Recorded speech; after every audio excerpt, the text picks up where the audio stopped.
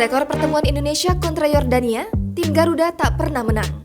Timnas Indonesia akan bertanding kontra Yordania dalam kualifikasi Piala Asia 2023 pada Minggu 12 Juni 2022 pukul 2.15 waktu Indonesia Barat.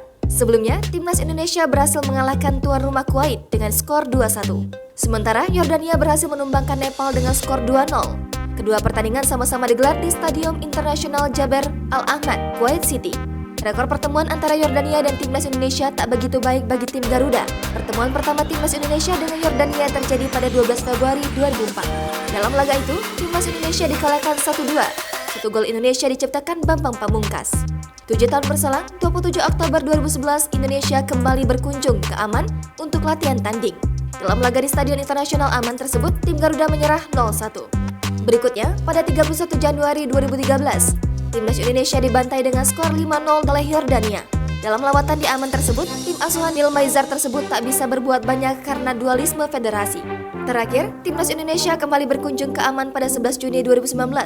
Pada era ini, Timnas Indonesia yang diarsiteki Simon McManamy takluk dengan skor 1-4. Dari 4 pertemuan tersebut, Yordania melesakkan 12 gol dan Indonesia hanya 2 gol.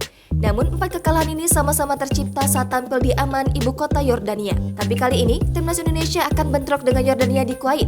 Ini adalah lokasi netral pertama di ajang resmi. Saat ini, Yordania menempati peringkat ke-91 FIFA, sedangkan Indonesia di papan bawah yaitu ke-159.